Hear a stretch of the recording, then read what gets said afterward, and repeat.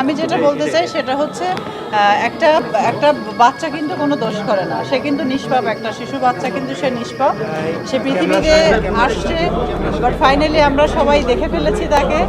আর বাচ্চাটার জন্য অনেক অনেক দোয়া এবং অনেক অনেক ভালোবাসা, যেন ওরা ভালো থাকে, সুস্থ থাকে, বিশেষ করে বাচ্চাটাকে যেন বুবলি বা সাকিব ভাইয়া ওরা যেন সুন্দর মতো লালন পালন করতে পারে, এটাই। সাকিব বুবলির দ্বিতীয় সন্তানকে দেখতে হাসপাতালে গিয়েছিল নায়িকা বর্ষা এবং অনন্ত জলিল। এখন পর্যন্ত বর্ষা বাদে বুবলির দ্বিতীয় সন্তানের চেহারা কেউ দেখেনি। তাই তো বর্ষার কাছে জানতে চাওয়া হয় বাবুটার চেহারা কার মতো হয়েছে।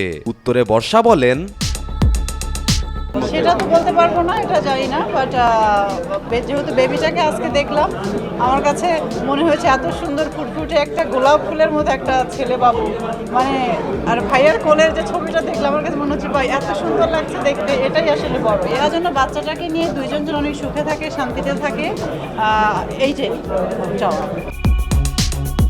শুধু বর্ষা না, অনন্ত জলিলও সাকিবের সন্তানকে দেখতে গিয়েছিল। তাকে জিজ্ঞেস করা হয় সাকিব কি কাজটা ঠিক করেছে। সে তার নিজের সন্তানকে কারো সামনে পরিচয় করাচ্ছে না, নিজের সন্তানকেই তিনি অস্বীকার করছেন। এর উত্তরে অনন্ত জলিল বলেন, সাকিব তার ব্যক্তিগত ব্যাপার, সে যেটা করেছে সেটা তার অবশ্যই একটা পার্সোনাল ব্যাপার।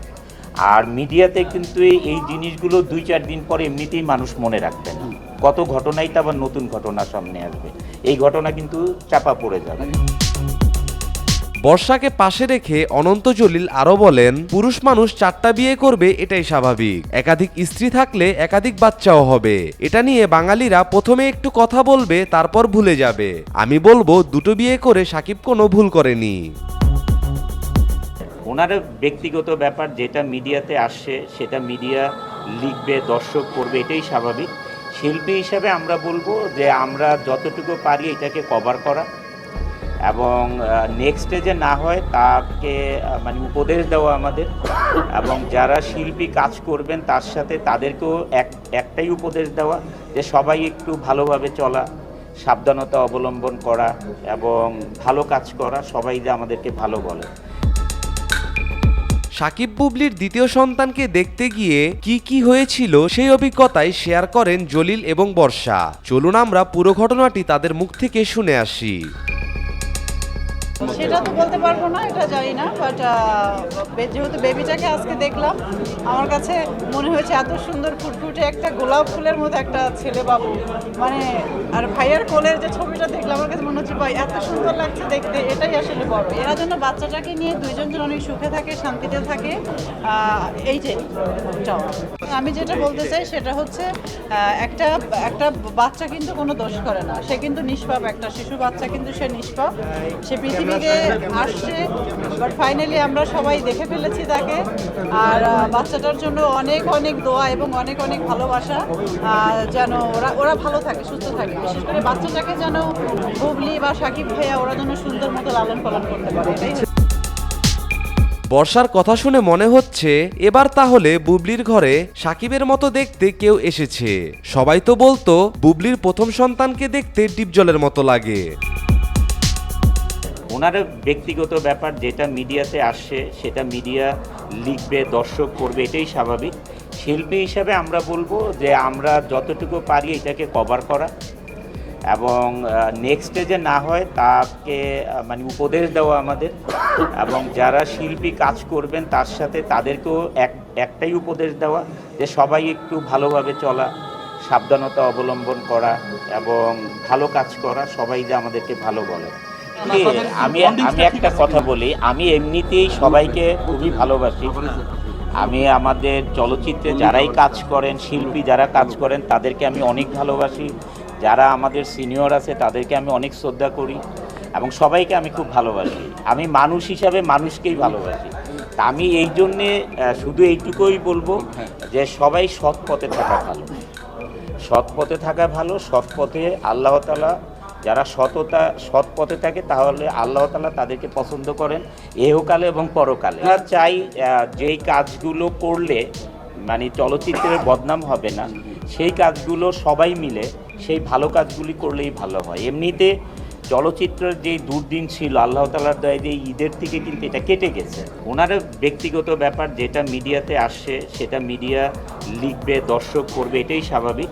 শিল্পী হিসাবে আমরা বলবো যে আমরা যতটুকু পারি এটাকে কভার করা এবং নেক্সট স্টেজে না হয় তাকে মানে উপদেশ দেওয়া আমাদের, এবং যারা শিল্পী কাজ করবেন তার সাথে তাদেরকেও একটাই উপদেশ দেওয়া যে সবাই একটু ভালোভাবে চলা, সাবধানতা অবলম্বন করা এবং ভালো কাজ করা। সবাই যে আমাদেরকে ভালো বলে, কারণ চলচ্চিত্রে এমনিতেই কাজ করলে মানুষ অন্য চোখে দেখে, তারপরে যদি বদনাম টদনাম এগুলি রটাতে থাকে তাহলে চলচ্চিত্র থেকে মানুষ মুখ ফিরিয়ে নেবে। এই কারণে বলবো যে কাউকে পার্সোনাল অ্যাটাক না করে, কাউকে পার্সোনালভাবে হিট করে কথা না বলা, এগুলো। অনন্ত জলিলের কথা শুনে মনে হচ্ছে সাকিবের মতো সেও দ্বিতীয় বিয়ে করতে চায়। আমার মনে হয় কিছুদিনের ভিতর অনন্ত জলিলও দ্বিতীয় বিয়ে করে ফেলবে।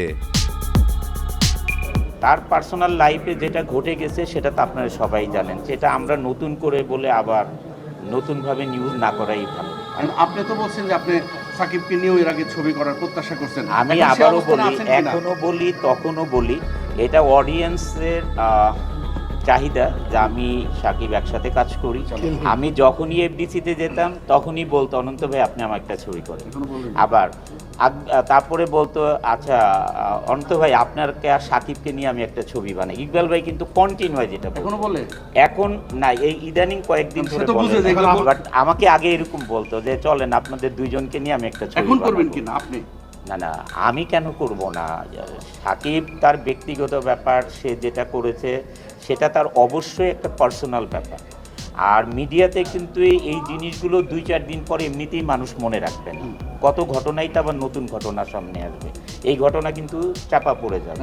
এটা আপনার চলচ্চিত্রের জন্য কতটা সুনাম বয়ে আনছে বলে আপনি মনে করেন? না, শুধু এইটা না, কোনো বদনামি চলচ্চিত্রের জন্য সুনাম আনবে না। শুধু এইটা কেন, কোনোটাই আনবে না। আপনি যেইটাই হবে খারাপ সেটা খারাপ। এখন এই পরিবারের জন্য আপনার কি শুভকামনা থাকবে?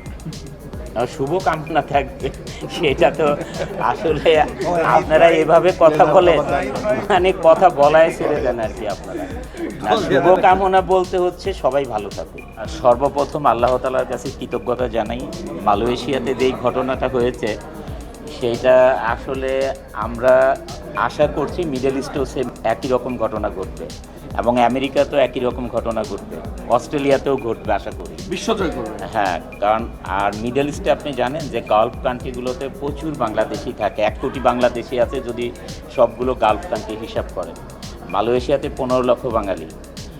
আর এখন সিঙ্গাপুরে মুভি যাচ্ছে, সিঙ্গাপুরেও এত ছোট একটি কান্ট্রি, ওইখানে 4 লক্ষ বাঙালি আছে বৈধভাবে। অবৈধভাবে কতটুকু আছে জানি না। তাই সব কিছু মিলে ইনশাল্লাহ যেইখানেই আমাদের ছবি রিলিজ হবে এই ঘটনাটা ঘটবে।